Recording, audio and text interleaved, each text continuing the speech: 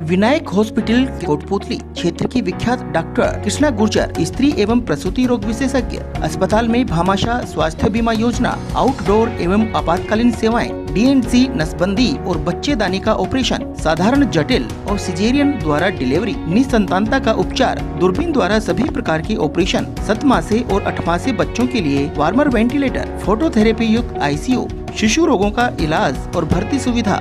Vinayak hospital Kotputli. आप अपने आप को हिंदू कहें, सनातन धर्मी कहें, इस समय जो मुख्य बात मैं निवेदन करने आया हूँ, हमारे देश के माननीय सर्वोच्च न्यायालय उसके मुख्य न्यायाधीश वकील साहब बैठे हैं, इनका बेटा भी वकील है। आप लोग पत्रकार हैं तो वकीलों से ज़्यादा तो सबको डील करते हो। उन्होंने एक आपत्तिजनक बात कही। क्या कही? उनको कोई गरीब अपील लेके आया, खजुराहो अजंता एलोरा पुरातत्व विभाग आर्कोलॉजी डिपार्टमेंट सेंटर के अंदर में। उनके लिए उन्होंने मध्य प्रदेश सरकार को अपील की। MP ने कहा हम कुछ नहीं कर सकते, सरकार ने, केंद्र सरकार ने कहा हम कुछ नहीं कर सकते, पुरातत्व विभाग में जाओ। पुरातत्व विभाग में अर्जी लगाई। 1.5 साल तक वहाँ भगवान विष्णु की, श्री हरि की मूर्ति टूट गई। उसकी अनुमति के लिए बनवाने के लिए सिर्फ सुप्रीम कोर्ट में ही जाया जा सकता है। Municipal court, DJ court, high court में कोई अपील नहीं होती। तो वो गरीब अपील लेकर सुप्रीम कोर्ट गया। हमारे सम्मानीय BR गवई साहब, वो किस जाति के हैं, बरादरी के, मैं उस पर नहीं जाऊँगा, लेकिन उन्होंने अपील पर मजाक करते हुए और कहा कि तुम भगवान विष्णु को मानते हो ना, तो जाओ अपने भगवान विष्णु पर वो एक मूर्ति लगाएंगे। मान अपील पर सहानुभूति, अपील पर विचार, अपील पर नियमानुसार विचार करने की बजाय उसकी मजाक उड़ाई और बेचारा दुखी मन से बाहर आ गया। कुछ वकीलों को सुप्रीम कोर्ट में बहुत व्यवहार गुजरा। एक SC के ही, मुझे जैसी जानकारी मिली, BR गवई साहब SC समाज से हैं और भगवान बुद्ध को मानते हैं। भगवान बुद्ध भी हमारे अवतार हैं और हमारे स्वामी परिवार राम भगवान राम परिवार से है। तो उन्होंने मजाक जो उड़ाई, तो एक वकील जो खुद भी जाटव है, दलित है, SC का है, राकेश कुमार, मेरे पास सारे मोबाइल में है, मैंने योगेश जी को वो डिटेल दिखाई। उसने और नाराज होकर के हमें चाहे जो अपने धर्म की अवमानना, बेइज्जती नहीं कर सकता। तो उन्होंने सुप्रीम कोर्ट में पहली बार हुई 1947 से लेकर आज तक कि सुप्रीम कोर्ट के मुख्य न्यायाधीश को, जज को नहीं, मुख्य न्यायाधीश को जूता उठा करके मारा। अब उसका आगे क्या होगा कि क्या डिटेल नहीं जाऊँगा। तो बात यह है, जब उनको वकीलों ने शर्मिंदा किया, आप जैसे पत्रकारों ने शर्मिंदा किया, आपने गलत आपत्ति कर दी, तो उन्होंने कहा कि मैं सब धर्मों का आदर करता हूँ। इस पर मैंने उनको एक पत्र लिखा, मैं पत्र को भी लिया था, मैं उसको भी लिया था, लेकिन वो मेरा ब्रिफ के जयपुर रह गया था, मैं जयपुर था, वो आ नहीं पाया था। तो उसमें वो कॉपी मैं आपको व्हाट्सएप कर दूंगा।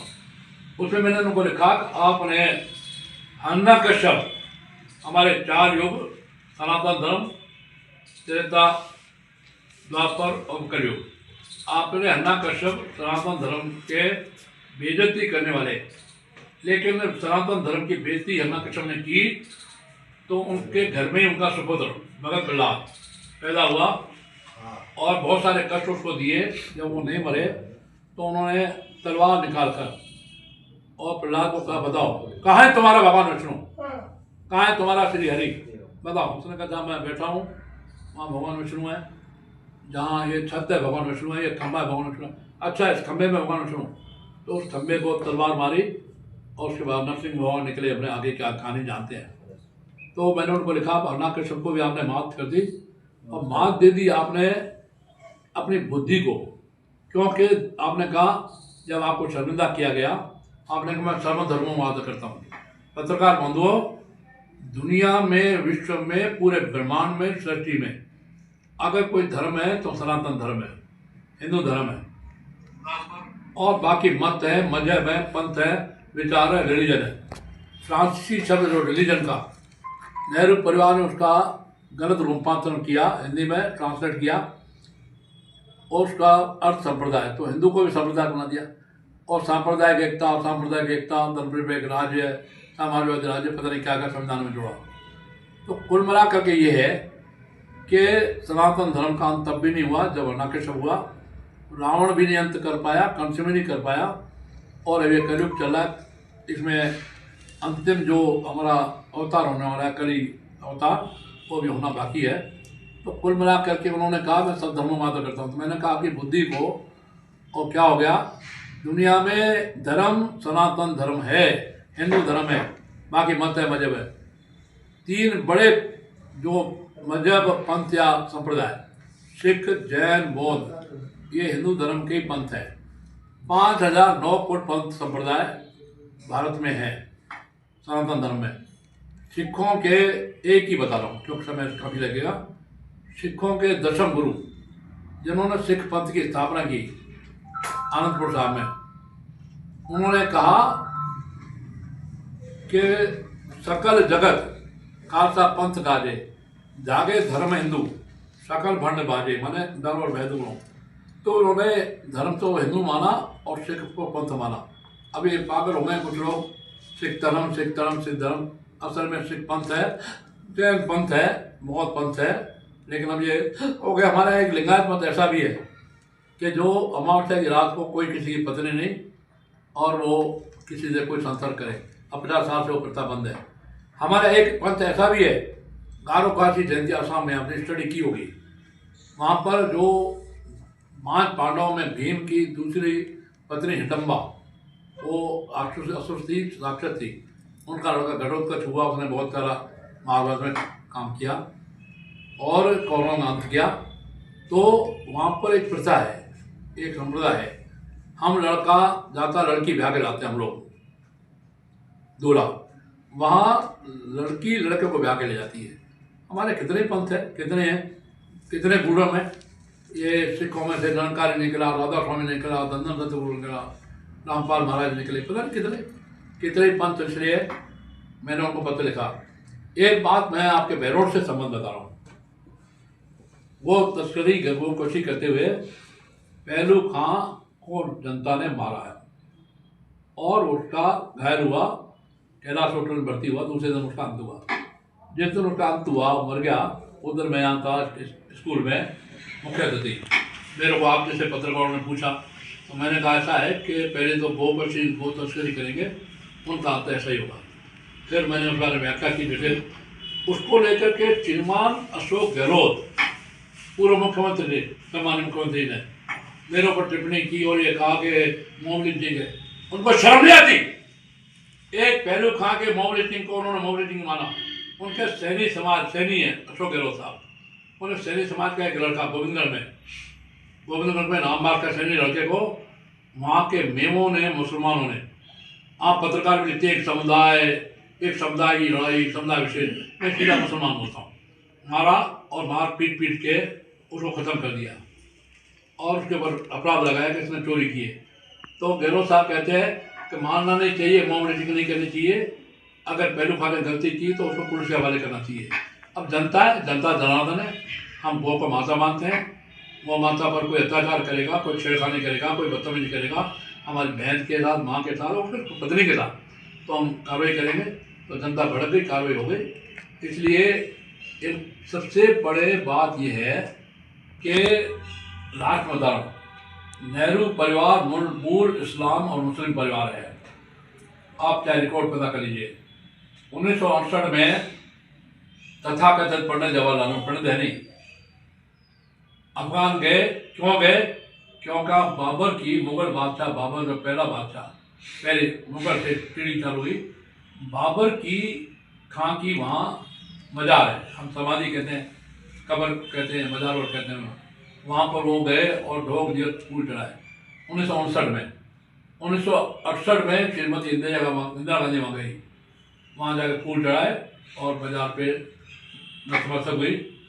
और फिर 2076 में श्रीमान हमारे प्रधानमंत्री रहे, वो भी राजीव गांधी, वो गए और नतमस्तक हुए, फूल चढ़ाए और बाबर को माना। फिर 2005 में वर्तमान पप्पू भाई श्रीमान राहुल गांधी 2005 में हो गए, वहाँ पूछ रहा है।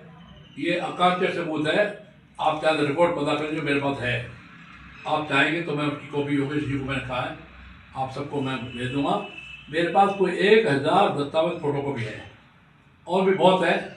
अभी अभी लास्ट नहीं करना, कश्मीर में 100 छात्राओं ने मेडिकल कॉलेज में फाइनल ईयर की डिग्री उनको मिलने वाली थी, दीक्षा समारोह होने वाला था। उन्होंने पाकिस्तान जिंदाबाद, पाकिस्तान जिंदाबाद, पाकिस्तान जिंदाबाद बोला, तो माननीय मोदी जी ने खुद ने हस्तक्षेप करके उनकी डिग्री को रोक दिया। उनको डिग्री नहीं मिलेगी, वो जाके पाकिस्तान में रहने देंगे। अगर किसी मुसलमान पे अत्याचार होता है तो डॉक्टर साहब रोते हैं, श्रीमान टीकाराम जूली रोते हैं। टीकाराम जूली का एक उदाहरण बता रहा हूँ। हमारे यहाँ तेलियों का बात आपके खूब आया होगा समाचार। तेलियों का बात में एक बच्ची मर गई। आरोप ये लगाया कि सिपाही वहाँ ओएलएक्स में लूटने वाले, साइबर क्राइम करने वाले मेरे लड़कों को पकड़ने गए।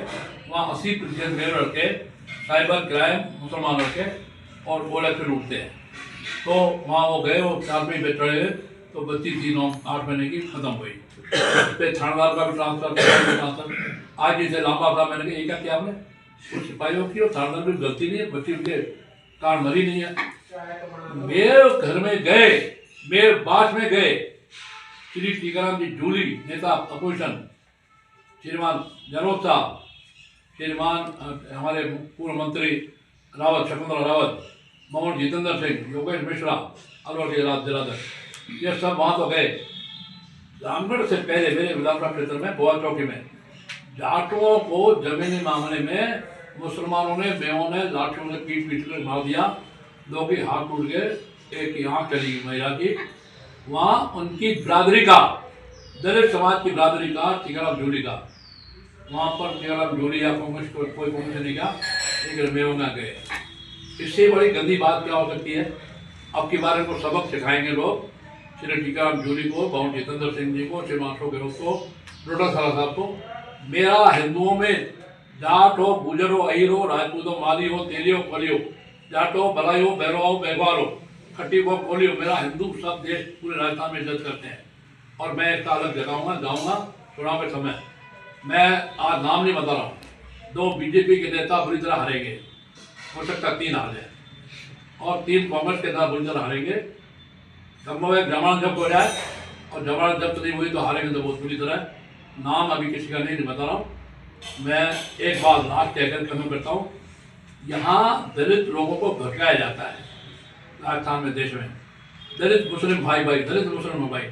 अरे दलितों को, मैं नेताओं को कहता हूँ, मायावती को मैंने पत्र लिखा, श्रीमान चंद्रशेखर रावण को पत्र लिखा कि तुम्हारी हिम्मत है क्या जाके कश्मीर में बाबा साहब अम्बेडकर संविधान निर्माता की स्टेचू मूर्ति को लगाओ। वहाँ मूर्ति एक भी नहीं है बाबा साहब अम्बेडकर की, गांधी जी की नहीं है। और हमारे यहाँ भी मेवातपुरे में कांग्रेस ही बनते हैं लोग, लेकिन किसी घर में महात्मा गांधी जी का, नेहरू जी का, किसी का फोटो नहीं मिलेगा आपको। बनते कांग्रेस ही, कांग्रेस को वोट देते हैं। मेरी बात को मैं यही समाप्त करता हूँ।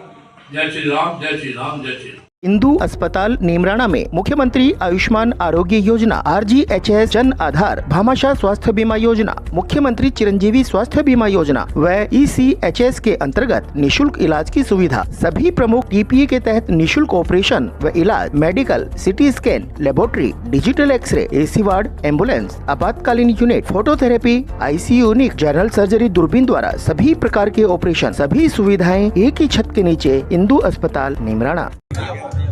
आज सरदार पटेल की 150वीं जयंती पर पूरे देश में यूनिटी मार्च का आयोजन किया जा रहा है और हमारे मंत्री संजय शर्मा जी, हम और पूरा जिला प्रशासन आज इस पदयात्रा में शामिल हुए हैं।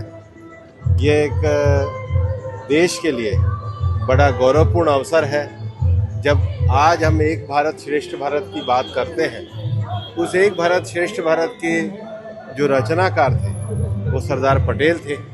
सरदार पटेल के जीवन में अदम्य प्रतिबद्धता थी, दृढ़ता थी, राष्ट्रभक्ति का भाव था। ऐसे महापुरुष के जीवन को हमारे देश के नौजवान अपने जीवन में अपनावें और पूरे देश में आज से जो हम ये पदयात्राओं का आयोजन कर रहे हैं, ये नशा मुक्त भारत बनाने के लिए, स्वदेशी भारत बनाने के लिए, आत्मनिर्भर भारत बनाने के लिए कर रहे हैं और हम सब इसमें उत्साह से भाग ले रहे हैं और इस लोकसभा क्षेत्र में भी 3 और ऐसी पदयात्राओं का आयोजन करेंगे। आपने 3 मंत्र बच्चों को दिए हैं। हाँ, मैंने आज ये कहा है कि एक स्वास्थ्य और अच्छा चरित्र, दूसरा अपने जीवन में कौशल विकास और तीसरा अच्छे नागरिक के रूप में अपने जीवन का विकास करना, यही सरदार पटेल की प्रेरणा। अलवर की सरसों के शुद्ध दानों से निर्मित सरिस का कच्ची घानी सरसों तेल, स्वाद ऐसा जो दीवाना बना दे। आशीष ब्रांड सरसों का तेल, जिसकी हर बूंद में है खाने का स्वाद, हर रसोई की शान। आशीष रिफाइंड सोयाबीन तेल, शुद्धता की गारंटी और सेहत के लिए फायदेमंद। सरिस का कच्ची घानी व आशीष सरसों का तेल। Ashok food and oil industries, औद्योगिक क्षेत्र बहरोड। देश के पहले गृह मंत्री श्रद्धेय वल्लभ भाई पटेल, जिनको संपूर्ण देश सरदार के रूप में जानता है, उनकी 150वीं जयंती हर्षोल्लास के साथ मना रहा है। आज मुझे बताते हुए खुशी है कि अलवर शहर में आज हमारे यशस्वी सांसद आदरणीय भूपेंद्र यादव जी के नेतृत्व में एक यूनिटी मार्च का आयोजन किया गया है, जिसमें हमारा युवा वर्ग, जिसमें हमारी बेटियां हैं, हमारे बेटे हैं, राजनीतिक क्षेत्र से जुड़े हुए राजनीतिक कार्यकर्ता, अलवर शहर के प्रबुद्धजन सक्रिय भागीदारी निभा रहे हैं। सरदार पटेल ने इस देश को अखंड बनाने में बहुत महत्वपूर्ण भूमिका अदा करी। आज़ादी के बाद हमारा देश अलग अलग रियासतों में बटा हुआ था। संपूर्ण रियासतों को एक करके एक अखंड भारत बनाने का प्रयास श्रद्धेय सरदार पटेल जी ने किया गया था। यदि तत्कालीन प्रधानमंत्री जवाहरलाल नेहरू जी उस वक्त कश्मीर को लेकर के उनको थोड़ी खुली छूट और देते, तो यदि आज जो पाक हमारा कश्मीर का हिस्सा जो पाक के अधिग्रहण में है, जो हमारा स्वयं का कश्मीर है, आज वो भी हमारा होता। लेकिन मुझे पूरा विश्वास है कि नरेंद्र भाई हमारे देश के यशस्वी प्रधानमंत्री के नेतृत्व में संपूर्ण कश्मीर भी हमारा होगा और जो सपना सरदार पटेल का था कि अखंड भारत बने, उसको पूरा करने का काम देश के यशस्वी प्रधानमंत्री आदरणीय नरेंद्र भाई मोदी करेंगे।